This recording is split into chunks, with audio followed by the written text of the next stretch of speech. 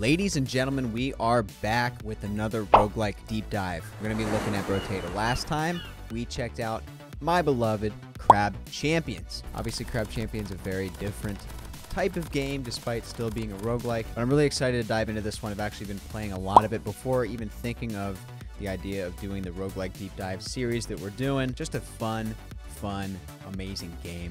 And you're going to see why here in a little bit. But to remind you of what this series is, we're just looking at the different aspects of what makes a roguelike, and diving deep into each of those aspects for the game that we're covering. So things like the weapons, the loot, the enemies, the character classes if they're in, if that's part of the game, the skills and abilities if that's part of the game, level design, plot and story if there is one, soundtrack, all that great stuff. The cumulative effect of all those different aspects determines the replayability of a roguelike. If you're going to keep coming back to play this one, or you're going to go back to another one. So, let's do a quick overview of Brotato, and then we'll dive into those aspects. Brotato is a horde survival type of roguelike. It is yet another Vampire Survivors clone. Vampire Survivors was one of the first ones to really popularize this subgenre of roguelikes, and dare I say it though, I think Brotato is the best one in that subgenre. It's a 2D, kind of top-down camera, cartoony graphics, and a very simple, square playing field. You pick a starting potato character, of which there are many, we'll get into that in the future. Then you pick your weapon, of which there are also way too many, but in a good way. And then your difficulty, and then you begin your run. You progress through 20+ waves, and you win when you defeat the boss or just outlast the boss at the end of wave 20.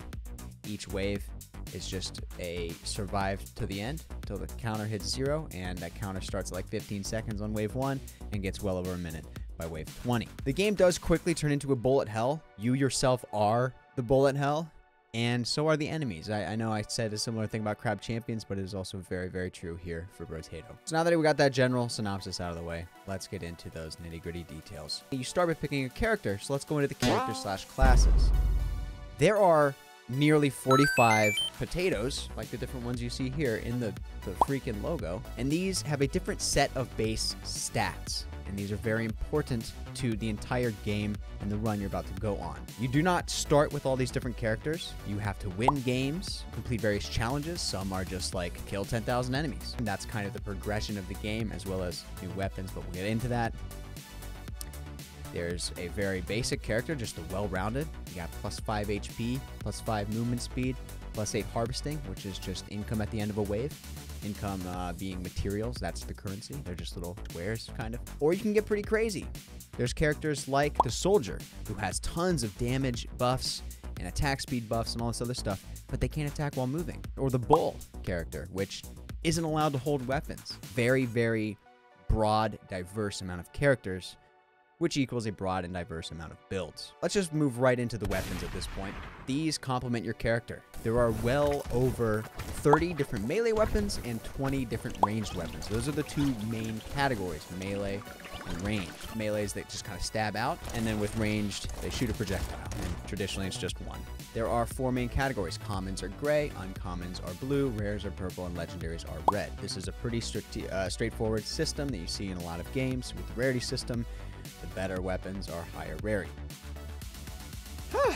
The way you scale your damage in this game is by increasing those stats that I talked about with the characters. And then you find items and stuff that buff those.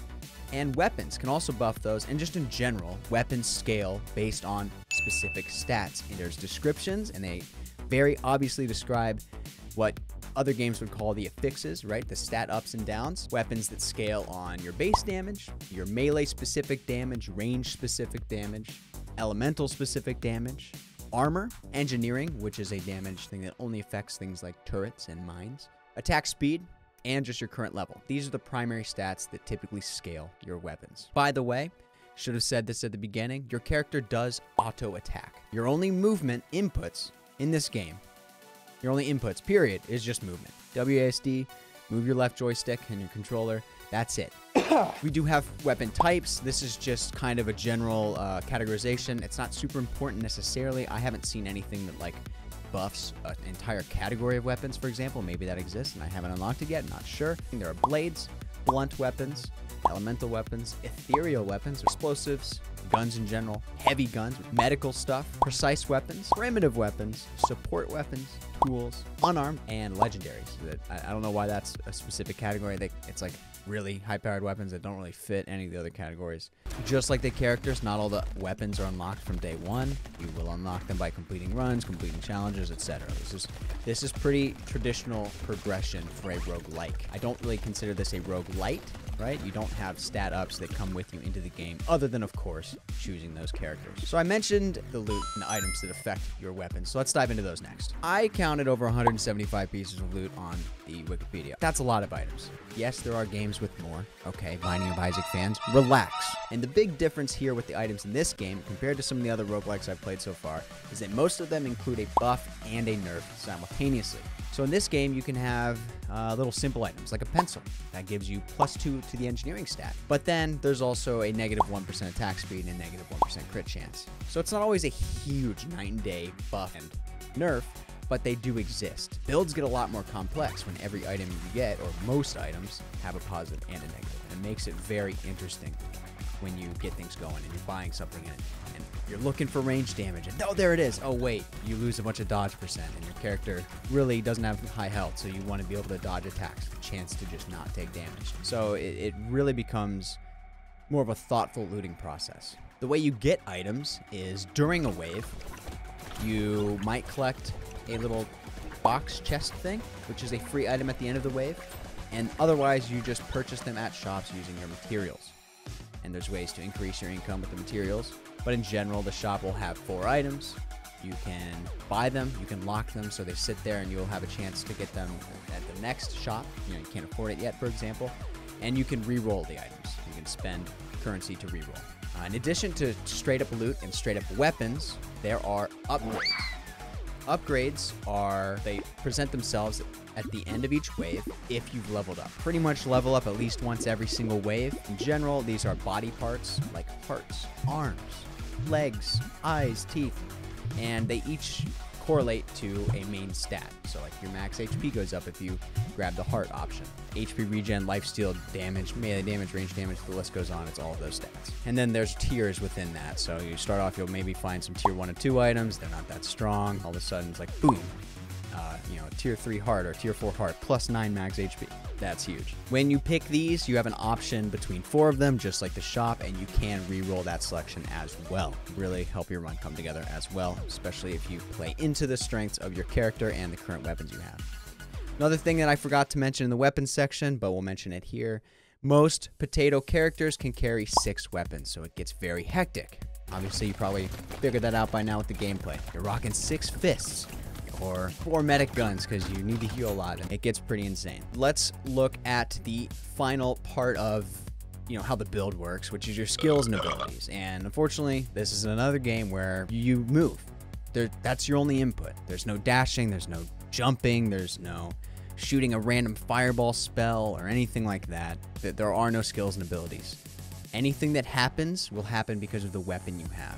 Alright, so we've talked enough about the build, what happens, your character, your loot, your weapons. Let's go into what you use those on. The enemies, a section that I'm very torn on for this game. When you look at the Wikipedia, there's 30, maybe more, unique enemies, if I counted right. About 20 of those are normal. You'll find them anywhere. About 8 are possible elites that you will only see if you toggle danger 2 or higher. And a couple boss options that you'll see on wave 20. You can also do endless waves, by the way. You'll definitely see some of that from better players.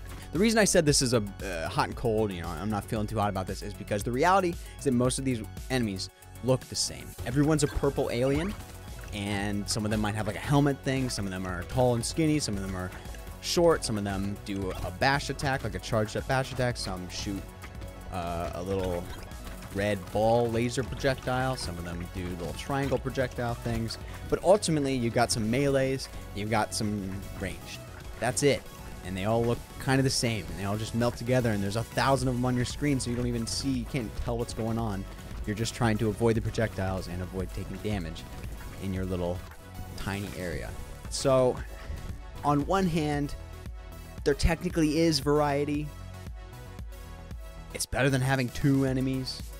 And realistically, this is a horde survival. Do you really care? You just want to see your crazy weapon combination synergy come together and clear the run, right? But on the other hand, I'm used to those third-person and first-person shooter roguelikes where the enemies are very different. They act differently, and some are evolved, where like they might have a different type of weapon, or they might inflict a status effect on you, or they might have a special move that they sometimes pull out. Here, we just have a bunch of purple alien blobs that kind of all do the same thing. So, you know, personal preference, I think it comes with the genre of horde survival type roguelikes where enemies are just cannon fodder. They're just guys to attack. Some of them have more health, some of them don't. Whatever. You know, I'd like to see more variety, but at the same time, it's not that important. I don't know. Let's move on here to the environment and level design. So I've already kind of described how the run goes. You go through 20 waves, 19 of them are regular, 1 is a boss. If you go danger 2 or higher, you might have an elite or a horde island, or I say island, a horde wave on about 12 or higher. That's when those start to show up. The elites spawns an elite guy, and you don't even have to kill him. You just have to make it through the run, but they're really hard and they are aggressive towards you, so please kill him. You're in a square area to run around. I think some characters make the area bigger, some make it smaller. You got basic background textures. There's like 6 of them. They all look very similar. Doesn't matter. Are you playing for the graphics? Are you playing for the intense level design, procedurally generated tunes? No. You just run around in a square area. More crazy enemies show up as you go. Your build gets crazier as you go. I know, I'm kind of biased on this one. It's all going to be personal preference. If you're into these types of games, then you're fine. Move on to the soundtrack, ambiance, that kind of stuff. The soundtrack is short. There's like 6 or 7 songs in the official soundtrack, but they slap, man. I don't even know what the genre is considered. It's kind of synthwave, kind of just like vibey, upbeat, intense. It fits the game. It fits the game. It's good music. I listen to it when I work out, when I'm jogging my warm-up mile. But yeah, there needs to be more. Ultimately, it gets repetitive, a little bit spoiled by Noise Storm putting so much effort into the Crab Champion soundtrack. And something like RoboQuest. Even Gunfire, I mean, it's just ambient background noise. It's not really music necessarily, but it still fits the vibe, and it seems like it's pretty varied. It's like, guys, they're so good, but it's like 7 songs. So you play... I mean, I only have like 20, 25 hours in the game. I'm not an expert. I'm not the best player in the world, but I've heard all the songs like 20 times each. And then plot and story. The idea is that it's a goofy horde survival. You play as a frickin' potato, and you just go crazy. You just go crazy. You're swinging knives and sticks and swords and guns around as a potato, and they're just kind of floating around you, and it's just crazy. So I don't think it matters. You know, it is what it is. So let's round things out here, man. If you're looking for an easy to learn, hard to master, bullet hell, horde survival, roguelike experience, then it's hard to beat Brotato. And at just $5 on Steam, dude, it's worth every penny. Even if you only play it for a few hours, $5 is nothing. It's addictive, it's fun, and the areas where it doesn't quite hold up to some others in the category, it also doesn't matter because, again, it is a, you know, it's a bullet hell horde survival type game. You don't need the enemy variation. You don't need the environmental background variation. It's just a square you're running around in. It's like top-down 2D kind of thing. It doesn't matter. I think Wooly Gaming also summarized this very, very well, so we're going to go ahead and play his clip. In a sea of Vampire Survivor clones, Brotato sets itself apart by, well, essentially not doing anything different at all, except that what it does is freaking good. Like, really freaking good. Like, better than all other Vampire Survivor clones combined. Good. Characters? You got 50 of them. Weapons? 100. Abilities? 1,000. Items? 1 billion. And all of this right at the beginning of early access. So yeah, again, I think he hit the nail on the head with the way he summarized it. If it's the type of game you want, then it's probably the best in that subgenre, right? Not vibing with the camera angle, you want real third person or first person, then obviously something like Crab Champions, RoboQuest, Gunfire, Risk of Rain, those are all going to be, you know, a better experience. I do want to stress, though, that I'm not saying that this game is bad or worse than the others. It's just like the vibe and like what you're going for, right? So yeah, that wraps it up. Brotato, go check it out. $5 on Steam. Link in the bio, or you can just search it. Brotato. It's not very hard to find. If you like the video, like the video. If you want to keep up with this series, make sure you subscribe and ring that bell. We've only dived into a few so far. Dove. Probably RoboQuest or Gunfire Reborn is the next one, but I also started playing Hades, Risk of Rain, Binding of Isaac. I suck at it. It's frustrating. I'm probably going to give that one a lot of time before I dive into it. But if you have a roguelike or roguelite that you want me to dive into, please comment. Let me know. I want to try to hit all of the real popular ones and then start getting into some of the more niche ones. So please drop those suggestions in the comment section, and maybe we'll get to it eventually. I do want to get 1 or 2 of these out every month, but that's a little bit tough. I want to make sure I'm giving the game a fair chance and actually learning everything before I start running my mouth on YouTube about the various aspects of it. So it does take a little bit of time. But anyway, that's all for this one. Hope you had a good time, and hope to catch you in the next one. See ya.